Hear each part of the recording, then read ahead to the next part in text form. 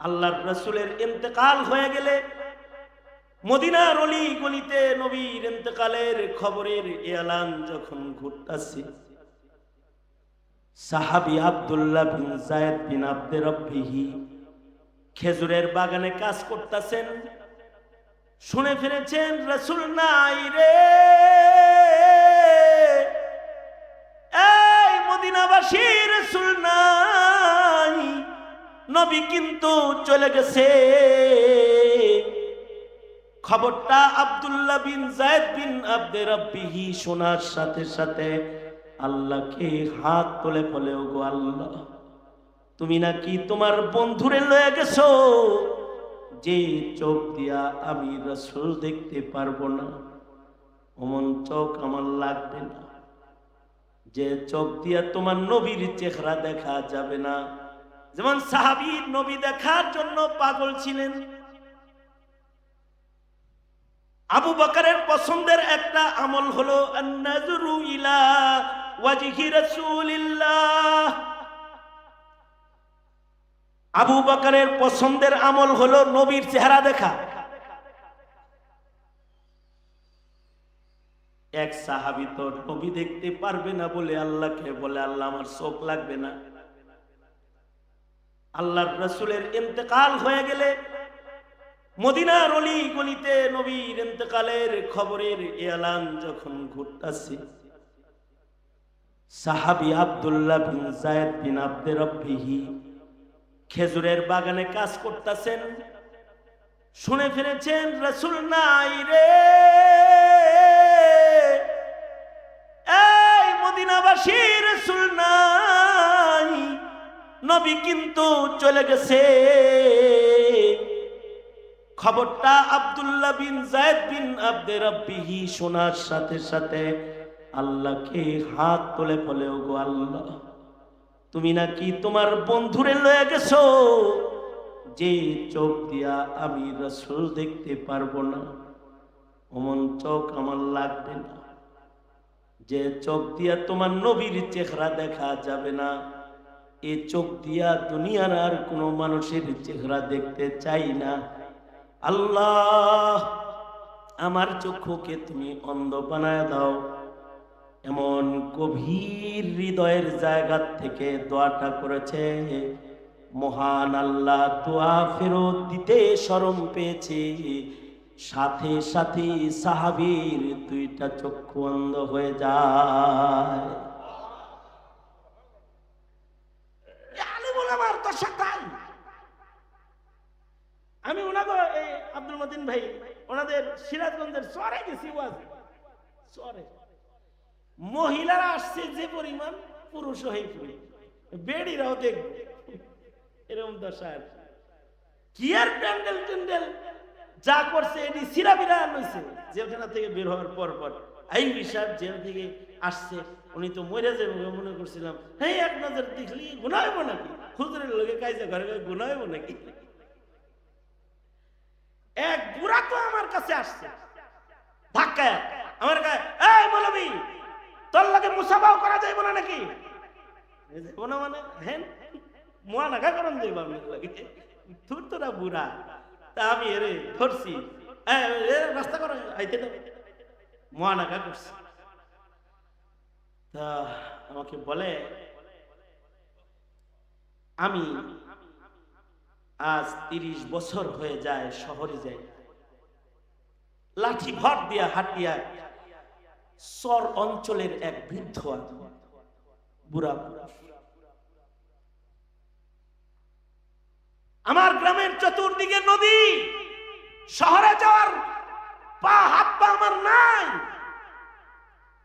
কিন্তু আমি রাত্রে যখন ঘুমাই তখন আমার নাতি নাতনিরা তোর ওয়াজটা ছেড়ে দেয়, এটা শুনি আর ঘুমাই।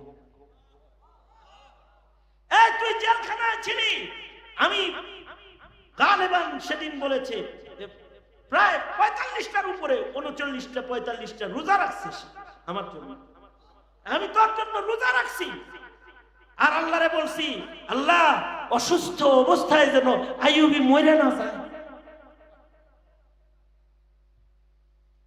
গ্রামের মানুষ তোরে দাওয়াত দিছে, আমি তো আর রসুল দেখি নাই, তুই না নায়েবে নবী, তুই তোরে দেখবো, একটু মুসাফা করুন না, এই কথা বলে কাঁদতেছে। আমি তখন চিন্তা করলাম, আমার মতো একটা আথুরি মৌলবী, আমাকে দেখার জন্য যদি একটা বৃদ্ধের হৃদয়ে এতটুকুন প্রেম হয় যে তার চোখের পানি গড়ায়া যায়, তাহলে রসুল দেখার জন্য, নবী দেখার জন্য সাহাবীর অবস্থা কি ছিল?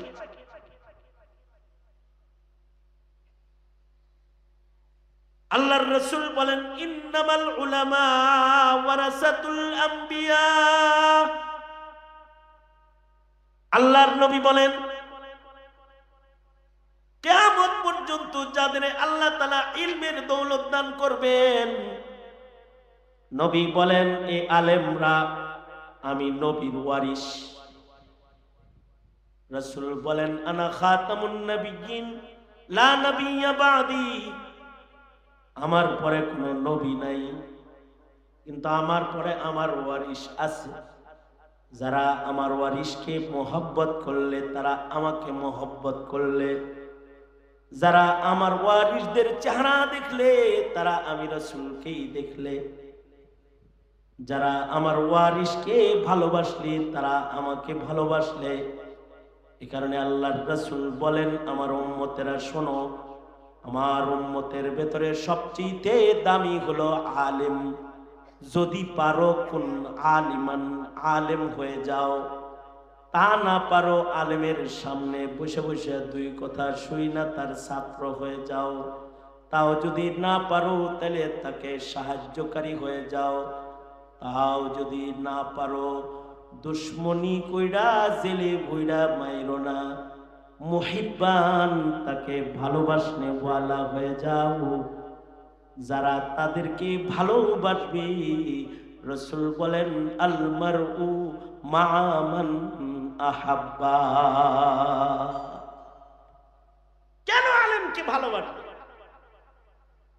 আলেমে দ্বীনকে এজন্য ভালোবাসবে, আল্লাহ বলেছেন আলেমরা সবচেয়ে শ্রেষ্ঠ মুত্তাকি, ইন্নামা ইয়াখশাল্লাহা মিন ইবাদিহিল উলামা। আলেমকে তুমি এজন্য ভালোবাসবে। আলেমরা ইলমওয়ালা, তাই তারা হালাল হারাম দেখে, কেউ ভুল করলে সেটা দেখে, কেউ শুদ্ধ করলে তাও দেখে। এ কারণে আলেম প্রতিবাদী হয়, আলেম গর্জন দেয়, চিৎকার দেয়, দোজখ আর জাহান্নাম দেখে দেয়, ভুল হলে পরে ধরা দেয়। এটা আলেমের কাজ। এ কারণে আলেমকে ভালোবাসে। আলেম বলেছে তোমার নেতা এটা ভুল করেছে, এটা ভুল করেছে, এটা ভুল করেছে, আলেমকে ধন্যবাদ দিবা, কপালে চুমু দিবা। তাকে মার দিতে চাও, তাকে মারতে চাও তুমি? তোমার নেতার ভুল ধরেছে আলেমে? না, তোমার নেতা যদি ভুল করে থাকে, আলেম যদি ধরে দিয়ে থাকে, নায়েবে নবীর কাজ করেছে, তাকে ধন্যবাদ দাও, তাকে বুকে লাও, তাকে চুমু খাও, তাকে ইজ্জত করো। কারণ এই জিম্মাদারিটাই নবীরা পালন করতেন। কিয়ামত পর্যন্ত এই জিম্মাদারি পালন করতে নবী আসবে না, আলেমরাই করবে। এই কারণেই জমানার আলেমদেরকে শাসকদের কাছে যুগে যুগে নির্যাতিত হতে হয়েছে।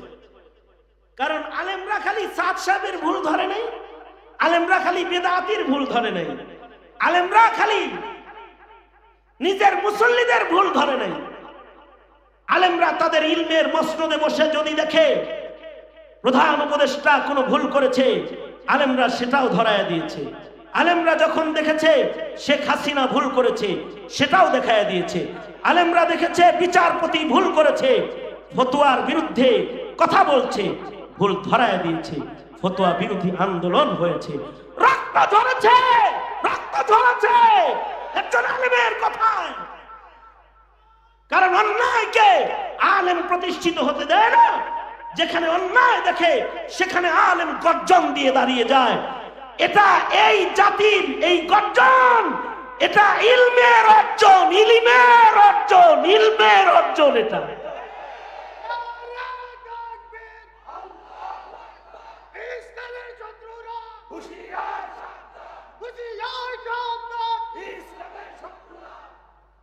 কারণ আলেমরাই তো ভুল ধরবে। আলেম যদি ভুল ধরে, আলেমের উপরে রাগ করতে নাই। আলেমরে তুমি জিগাইবা। মাওলানা ইলিয়াস রাহমাতুল্লাহ আলাইহি বলেছেন, তোমরা আলেমদেরকে বলবা আমাদের কোনো ভুল হলে তোমরা ধরায় দাও, আপনারা ধরায় দেন। এটা বলবা যে পাবলিক করো, রাজনীতি করো, যে যাই করো, আলেম তোমার ভুল ধরার ক্ষমতা রাখে, তার কাছে ইলম আছে তাই। কারণ তোমার কাছে ইলম নাই। ইলম এটা ভিন্ন জিনিস। ইলমের দ্বারা হালাল হারাম বোঝা যায়। এ কারণে ইলম যদি তবলিগে যায় 6 কথাও কেউ শিখে, তাও তার ভুল কইমা যায়। কিন্তু এই ইলম যার থাকে না, ও যদি ডক্টরেট ডিগ্রি নিয়ে ঢাকা বিশ্ববিদ্যালয়ের ভিসির চেয়ারেও বসে যায়, ইলম শূন্যতার কারণে ওইটা কাটটা একটা নাস্তিক নাস্তিক নাস্তিক হয়ে যায়, নাস্তিক হয়ে যায়। সূক্ষ্ম দৃষ্টিকোণ থেকে তাকিয়ে দেখো আলেমের সম্মানকে, সূক্ষ্ম দৃষ্টিকোণ থেকে তাকিয়ে দেখো। সবচেয়ে বড় কথা হইল যুগে যুগে আলেমদের দোয়াই কবুল হবে। এ কারণে ইমানদাররা দোয়া লইতে আলেম তলবে ইলমের কাছেই চলে যায়। কথা বলেন না কেন? আওয়াজ করে বলেন না কেন? জোরে আওয়াজ করে বলেন না কেন? এই গ্রামে গ্রামে মোল্লা ডাই কেন আলেমদেরকে? কি লেগা? হুজুর একটু দোয়া করে দেন। কারণ আলেমরা হামালাতুল কোরআন, কোরআনের বাহক হওয়ার কারণে তাদের দোয়া কবুল। আল্লাহু আকবার, জোরে করে বলেন, তাদের দোয়া কবুল। একমাত্র সমাজ ইলমি সমাজ, আলেম সমাজ, একমাত্র সমাজ আলেম সমাজ যাদের রিজিকের চিন্তা তারা করে না। কি খাবে, কই খাবে, কোত্থেকে খাবে, তারা জানে তাদের রিজিক দিবে আল্লাহ। একমাত্র সমাজ। আজ পর্যন্ত তোমরা পাও নাই কোন আলেম না খেয়ে মারা গেছে? পাও নাই। খাদ্যের অভাবে ভিক্ষা করছে? পাও না। আলেম ভিক্ষুক পাও রাস্তায়? হাফেজে কোরআন ভিক্ষুক পাইছো? দাওরা পাঠ ভিক্ষুক পাইছো? এই রাস্তায় হাজার হাজার ভিক্ষুক আছে, পাইছো একটা? পাও না। আলেমরা যে শিক্ষালয়ে শিক্ষাঙ্গনে শিক্ষা গ্রহণ করে, এই শিক্ষাঙ্গন গুলোতে সরকারের টাকা যায় না। সরকারের বাজেট বরাদ্দ স্কুল কলেজ ইউনিভার্সিটি খায়। মৌলবীরা আজকে বোর্ডিং মাদারীনগর মাদ্রাসায় চলতেছে, কালকে কি খাবে জানে না। রাত 12টার সময় ট্রাক ভর্তি চাল কে দেয় তাও জানে না, তাও জানে না। যাও জামিয়াত ইব্রাহিমে যাও, যে হুজুররে বলো অ্যাকাউন্টে কত টাকা আছে। আশ্চর্য, আওয়ামী লীগ এরা মাদ্রাসার অ্যাকাউন্ট আর মৌলবীদের অ্যাকাউন্ট তারা চেক করেছে, কিন্তু তার দলের লোকেরা যে দেশের সম্পদ চুরি করে সম্পদের পাহাড় করেছে এটা তদন্ত করে নাই। কিন্তু মোল্লার অ্যাকাউন্টে কত আছে এটা দেখছে। আমি জেলের থেকে বেরোয়ার পরে আমার একজন কয়, হুজুর আপনার যে 60 লাখ ছিল পাইছেন তো? পত্রিকায় নাম আসছে জাহিদ সাহেবের অ্যাকাউন্টে 60 লাখ আছে। মৌলবীর অ্যাকাউন্ট দেখেছে, অথচ মোল্লারে খাওয়ায় আল্লাহ। মোল্লা খায় আল্লাহর খানা।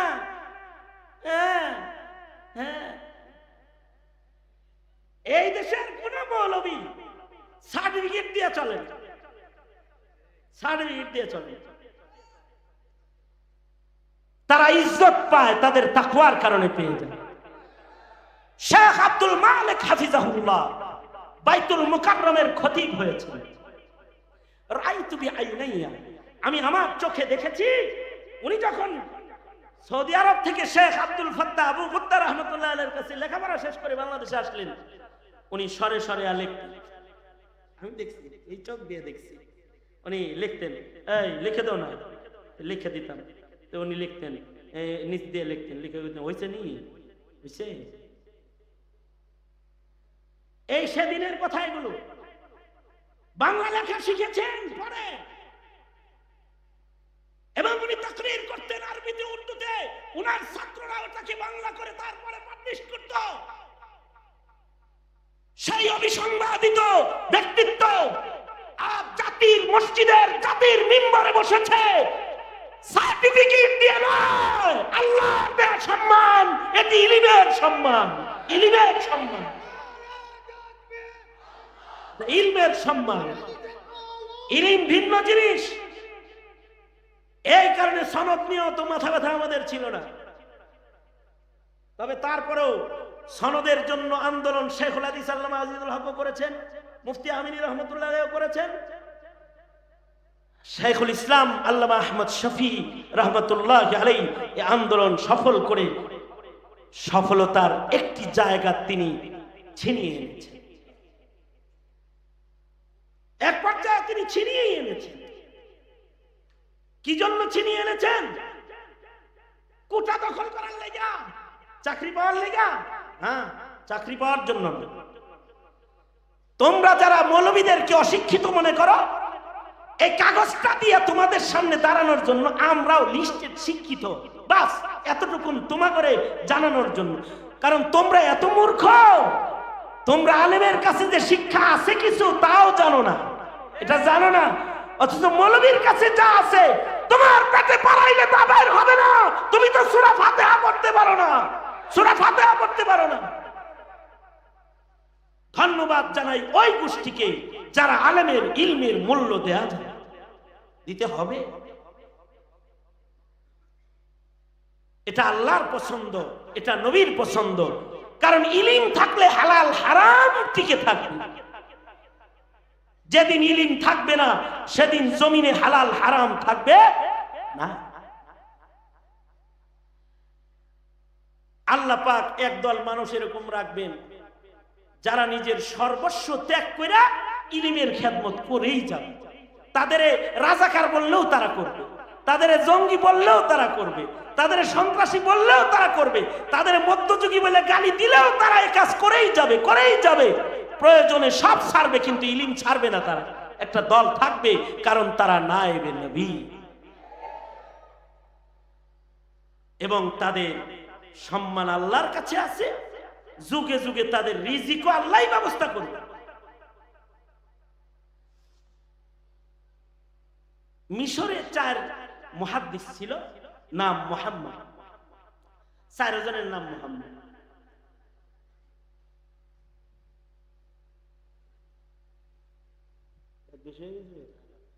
ছেড়ে দিতেছি আমরা 5 মিনিট। মিশরে 4 মুহাদ্দিস ছিল, এই 4 মুহাদ্দিসের নাম মুহাম্মদ। আশ্চর্য বিষয় হলো এই 4 মুহাদ্দিস লক্ষ লক্ষ হাদিসের হাফেজ, লাখ লাখ হাদিস মুখস্থ। সুবহানাল্লাহ, আগামীকালকে বললেন।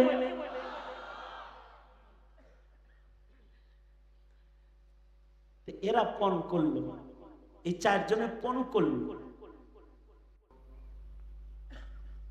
কোথায় গিয়ে লিখব? মিশরের পাহাড়ি এলাকার নিরিবিলি জায়গায় তারা যে একটা ঘর বানাইছে, 4 জন সেখানে বসে বসে নবীর হাদিস লেখা শুরু করেছে। আগের জমানা বাবা,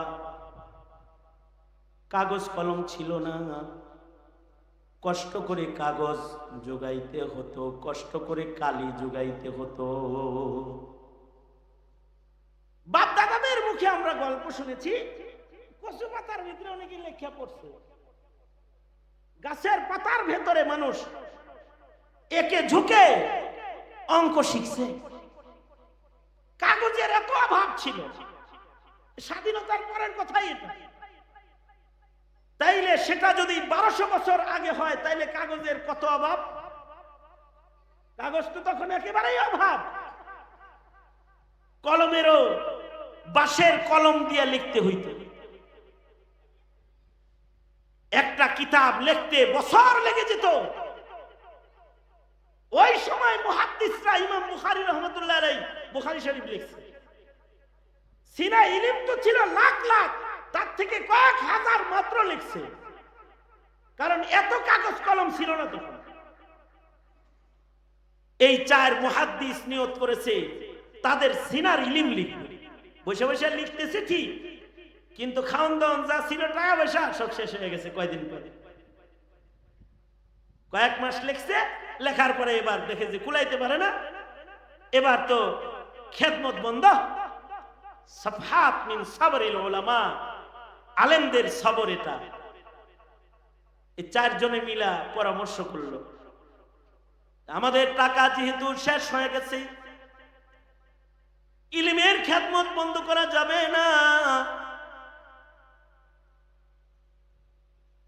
তিনজনে লিখব, একজনে প্রতিদিন বাজারে কাজ করব। পালাক্রমে একজন বাজারে গিয়ে কাজ করব। আওয়াজ বাড়াইতে পারেন। পালাক্রমে একজন গিয়ে বাজারে কাজ করব, একজনের ইনকাম চারজনে খাবো।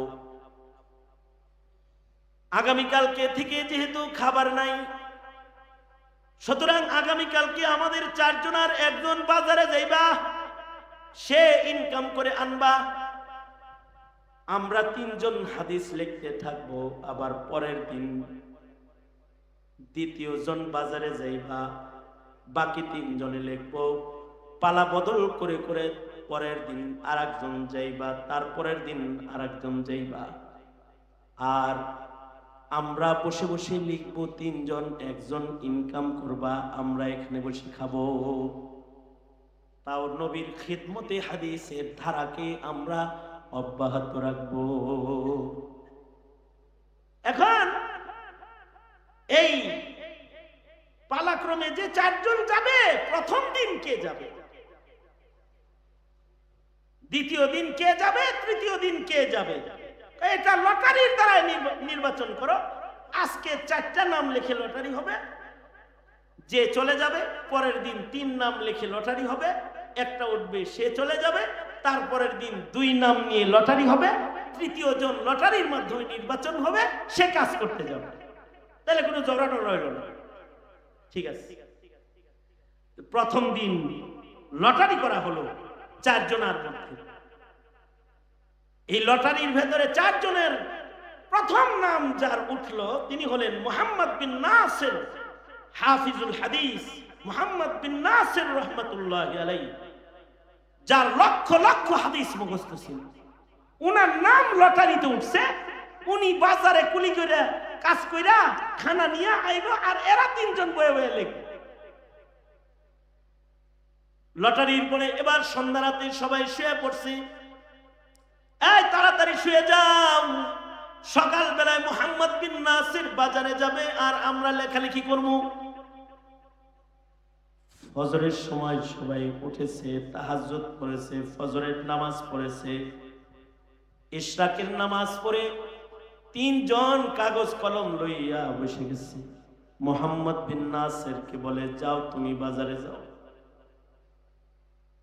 এরা 3 জন রাত্রে ঘুমাইলেও মুহাম্মদ বিন নাসির রাত্রে ঘুমায় নাই, কারণ তার টেনশন হলো, আমি যদি কাজ না পাই তাহলে আমার ভাইরা না খায়া থাকবে, কারণ আমি প্রথম কাজে যাইতাছি। ভালো মহাজন পাইলে অল্প মেহনতে টাকা বেশি পাবো, বন্ধুদের খাবার ভালো হবে। আর যদি জটিল মেজাজের একটা মহাজন যদি মিলে, সারাদিন কাজ করে বলে দিবে যে 2 দিন পরে টাকা নিও, তাহলে আমার কারণে আমার বন্ধুরা না খায়া থাকবে। সুতরাং রাতের বেলায় দোয়া করতেছে, ও আল্লাহ, আমি কাজ করব, কিন্তু রিজিক কিন্তু আমার কাজের মাধ্যমে আরো 3 জনের। ওগো মালিক, তুমি তো রাজ্জাক, আমার জন্য বাজারে সহজ একটা উত্তম কাজ তুমি সকাল বেলায় রেডি করে দিও। সালাতুল হাজত পরে মুহাম্মদ বিন নাসির দোয়া করেছে। সকালবেলা ইশরাকের নামাজ পড়া 3 মুহাম্মদী হাদিস লেখা শুরু করছে। আর মুহাম্মদ বিন নাসির তিনি বাজারের দিকে রওনা করেছে। রাস্তা চলতেছে, বাজারের দিকে যাইতেছে, আর দেখতে পায় যে একটা কাফেলা, উটের পিঠে খাবার ভর্তি একটা কাফেলা আসতেছে। সামনের দিকে আসলে মুহাম্মদ বিন নাসিরের সাথে দেখা। কি তোমার নাম? কই থেকে আসলে? কই যাও? আমরা ভেতরে এই জঙ্গলে আমরা নিরিবিলি জায়গায় থাকি, আমার নাম মুহাম্মদ বিন নাসির। কই যাও? বাজারে যাই, কাজ করার জন্য যাই, খাবার আনতে যাই। কাফেলার সর্দার বলে, আরে তোমাগরেই তো আমি তালাশ করতেছি, তুমি তো এক মুহাম্মদ, আর 3 মুহাম্মদ কই? নবীর মিতার 3 জন কই? বাকি 3 জন নবীর হাদিস লিখতেছে বসে বসে। আপনি কে? আপনাকে চিনলাম না। আগন্তুক বলে, আমি এই মিশরের বাদশাহ আহমদ। রাতের বেলায় মুহাম্মাদুর রাসূলুল্লাহ সাল্লাল্লাহু আলাইহি ওয়াসাল্লাম স্বপ্নযোগে আমাকে আদেশ করেছে, এই আহমদ, তোর রাজ্যে আমার নায়েব 4 জন আমার হাদিস লেখে, তাদের খাদ্য সংকট। মনে রাখবি, আমার নায়েব যদি তোর বাজারে কুলিগিরি করে, ময়দানে মাহশারে কিন্তু তোকে আসামি করে দাঁড় করাবো। চলো যাই মুহাম্মদ, তোমার কাজ করা তোমার কাম না, তোমার কাজ হলো খিদমত। তুমি ইলমের খিদমত করবা, আর আমরা তোমার খিদমত করব। এই ধারাবাহিকতাই আজও চলছে। কোনো মৌলবী কামলা না। মৌলবী মসজিদে নামাজ পড়ায়, তোমার টাকার কেনা কামলা না। সে তোমার সন্তানকে হাদিস পড়ায়, তোমার ছেলে মেয়েকে দিন বুঝায়, তোমার সমাজের মুসল্লিদেরকে শুক্রবারে দিনই ব্রিফিং দেয়। সে করে খিদমত, আর তোমরা করো মৌলবীর খিদমত। এই খিদমত করতে যায়া আবার কেউ কেউ এসে মৌলবীর সাথে হদ্দারি করো। তোমার কপাল পুরা, তুমি আলেমের সম্মান বুঝো না। আলেমরা যদি এই খিদমত না করে, তাহলে তোমার দেশ, তোমার দেশের মুসলমান ধর্মশূন্য হয়ে যে এক বৈরাগী ভাব ধরছে, ট্রান্সজেন্ডার, ডারউইন আর গোমাতার শিক্ষা নিয়ে তারা যে বৈরাগী মুসলমান হওয়া শুরু করেছে, কয়দিন পরে জানাজা পড়ানোর মানুষ খুঁজে পাবে না। এরা খেদমত করে বিধায় তোমার বিবাহের খুতবা চলে, তোমার জানাজা চলে। সুতরাং এই আলেম সমাজ কারোর কর্মচারী নয়, টাকার বেতন দেওয়া কর্মচারী নয়। বেতন তুমি দাও, এটা তোমার খেদমত, দায়িত্ব তোমার। তুমি এই দায়িত্ব আদায় না করলে ময়দানে মাহশারে নবীর শাফাআত পাবা। কারণ একটি দল লাগবে যারা দ্বীনের কথা বলবে নিঃস্বার্থ। মুহতারাম হাজরিন, বুঝে থাকলে এবার বলেন, আলেমের কাছে ইলম আছে, আলেম যেখানে আছে হালাল সেখানে আছে, আলেম যেখানে আছে ইনসাফ সেখানে আছে, আলেম যেখানে আছে জায়েজ সেখানে আছে। সুতরাং আলেম উলামা যেখানে, আমরা আছি সেখানে। আমি বলবো আলেম উলামা যেখানে, আর আপনারা বলবেন আমরা আছি। আলেম উলামা যেখানে, কোরআন সুন্নাহ যেখানে, আলেম উলামা নাই যেখানে, হাত তুলে কোন আলেম উলামা নাই যেখানে, আলেম নাই যেখানে, আলেম উলামা যেখানে,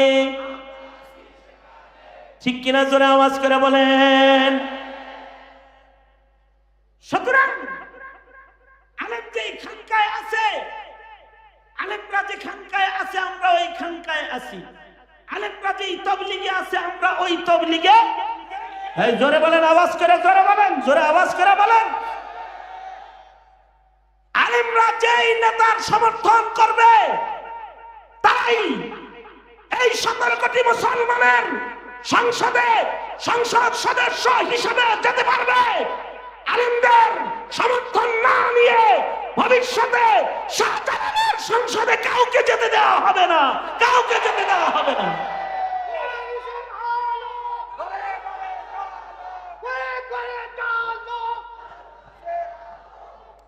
সুতরাং আগামীকালকে সোহরাওয়ার্দী উদ্যানে দাওয়াত ও তাবলীগের মিশনকে সামনে এগিয়ে নিতে আমাদের করণীয় বর্জনীয় নিয়ে উলামায়ে কেরাম সোহরাওয়ার্দী উদ্যানে অবস্থান করছেন আগামীকাল ইনশাআল্লাহ। মুবাল্লিগ হযরত এবং মুসলমান দ্বীন দরদিরা আপনারা আলেমদের সাথে আছেন তো ইনশাআল্লাহ?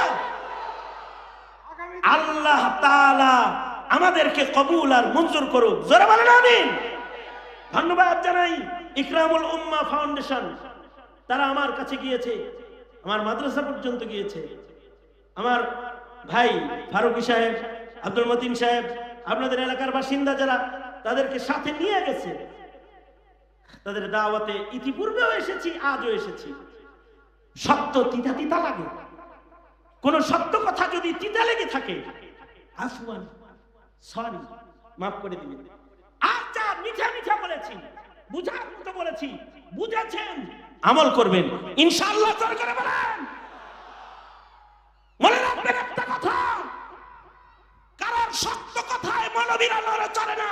মনে রাখবেন একটা কথা, যারা দেশ চালান, রাজনীতি করেন, তাদেরকে বলছি, এই মৌলবীরা হয়তো শহীদ নয়তো গাজী, এদের সাথে বাড়াবাড়ি করে কোনো লাভ নাই, এটা মাথায় রেখে চলবেন।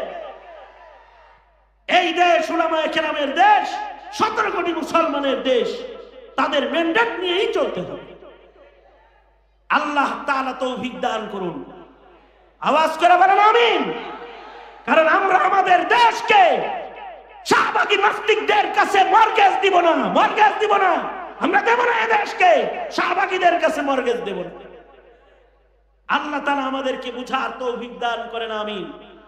ইকরামুল ফাউন্ডেশন, উম্মাহ ফাউন্ডেশনকে আল্লাহ কবুল করেন। এই তুষার ধারার এলাকার আলেম প্রিয় যুব সমাজ হিরাখণ্ড যারা, ওদেরকে আল্লাহ তাআলা দ্বীনের মধ্যে মুজাহিদ করে কবুল করেন আমিন বলেন। সবাই ইস্তিগফার করেন। আস্তাগফিরুল্লাহ রাব্বি মিন কুল্লি যামবি ওয়া আতুবু ইলাইহি লা হাওলা ওয়ালা কুওয়াতা ইল্লা বিল্লাহিল আলিয়্যিল আযীম। আস্তাগফিরুল্লাহাল্লাযী লা ইলাহা ইল্লা হুয়াল হাইয়ুল কাইয়্যুম ওয়া আতুবু ইলাইহি। আস্তাগফিরুল্লাহ রাব্বি মিন কুল্লি যামবি ওয়া আতুবু ইলাইহি লা হাওলা ওয়ালা কুওয়াতা ইল্লা বিল্লাহিল আলিয়্যিল আযীম। আলহামদুলিল্লাহি রাব্বিল আলামিন, والصلاة والسلام على سيد الأنبياء والمرسلين محمد وعلى آله وأصحابه أجمعين. سبحان الله وبحمده سبحان الله العظيم. রব্বুল আলামিন মাঝরাত গড়ায় গেছে, তোমার বান্দারা বসে রয়েছে, মৌমাছির চাকের মতো, ঝাঁকের মতো বসে রয়েছে। আমি ঘন্টার পর ঘন্টা আলোচনা করলেও তারা মাথা নাড়াইতো না। আল্লাহ প্রেম, কোরআনের প্রেম, উলামায়ে কেরামের প্রেম, দ্বীনের প্রেম যাদের হৃদয়ে আছে তাদের নিয়ে দুটি হাত বাড়ায় ধরেছে। রব্বুল আলামিন এই মুহূর্তে এই মজমায়ে আমরা যারা রয়েছি, বহু আলেম উলামা এখানে রয়েছে, বহু দাড়ি চুল পাকা বুড়া বুড়া বাবারা রয়েছে। রব্বুল আলামিন নওজোয়ান নওজোয়ান যুবকেরা রয়েছে, পর্দার আড়াল থেকে মা বোনেরা শামিল হয়েছে। সবাই মিলে তোমার কাছে মাপ চাই আল্লাহ, আমাদের জিন্দগির সব গুনাহ মাফ করে দাও আল্লাহ। জেনে না জেনে অন্ধকারে আলোয় গোপনে প্রকাশ্যে যত পাপাচার করেছি ক্ষমা করে দাও। এই মজমাকে কবুল আর মঞ্জুর করে নাও। তুষার ধারার ইয়া আল্লাহ এই আয়োজনকে তুমি কবুল করে নাও। এই হিরেখণ্ড যুবকগুলাকে তোমার কাছে আমানত দিয়ে গেলাম। যৌবনের গুনাহ থেকে ওদের তুমি রক্ষা করো আল্লাহ। মা বাবার আদর্শ সন্তান করে ওদের কবুল করে নাও আল্লাহ। যত বাসিন্দারা এলাকায় রয়েছে দিনের হাওয়া চালু করে দাও। হার কিসমের বদদিনী থেকে সকলকে ধরে ধরে বাঁচাও রব্বুল আলামিন। জানি না কার মা নাই কার বাবা নাই, নিজের হাতে অনেকে নিজের মা কবরে রেখেছে, নিজের হাতে নিজের বাপকে অনেকে কবরে রেখেছে। যাদের মা বাবা অন্ধকার কবরের বাসিন্দা তাদের মা বাবার কবর জান্নাতের বাগান বানায় দাও আল্লাহ। আর রব্বুল আলামিন যাদের পিতামাতা আছে হায়াত বানায় দাও, বেশি বেশি করে খেদমত করতে পারে তৌফিক দান করো আল্লাহ।